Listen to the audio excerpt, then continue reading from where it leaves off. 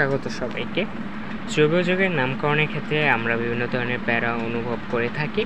তো বিশেষ প্যারা হচ্ছে যে এদের সাফিক্সটা কী হবে অথবা শেষের অংশে কী লেখা থাকবে এবং চিনব কীভাবে যে এটা অ্যালকেন নাকি অ্যালকিন না অ্যালকাইন না অ্যালকোহল না অ্যালডিহাইড না কিটোন না ইথার না কার্বক্সিলিক অ্যাসিড।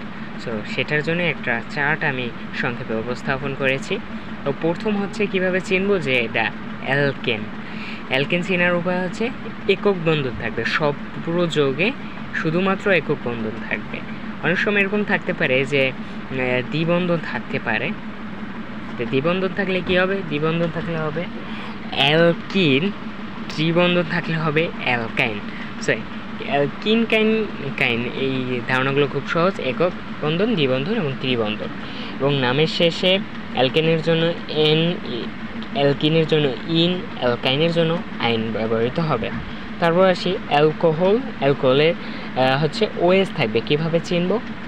ওএস কার্যকরী মূলক থাকবে। আমি আবারও রিপিট করছি, ওএস কার্যকরী মূলক থাকবে। ওএস থাকা মানেই যে অ্যালকোহল হবে এরকমটা সঠিক নয়। ওএস থাকলে যে অ্যালকোহল হবে সেটা হবে তখন যখন কার্বক্সিলিক মূলক যে সারণীটা রয়েছে সেই সারণীর লিস্ট অনুযায়ী বা প্রায়োরিটি লিস্ট অনুযায়ী যদি এটা পড়ে। সো এটা ওএস থাকলেই আমরা নামের শেষে কী লিখব? নল বা অল। অ্যালডিহাইডের ক্ষেত্রে ঠিক একই বিষয়। কীভাবে চিনব? CHO থাকবে। আমি আবারও রিপিট করছি, দিস ইজ কার্বক্সিলিক মূলক। কার্বক্সিলিক মূলকের একটা প্রায়োরিটি লিস্ট আছে যেটা আমরা দেখেছি এর আগে। তো সেই লিস্ট অনুযায়ী যদি পড়ে সেক্ষেত্রে এটা বিবেচনা করা হবে। দেন আছে কিটন।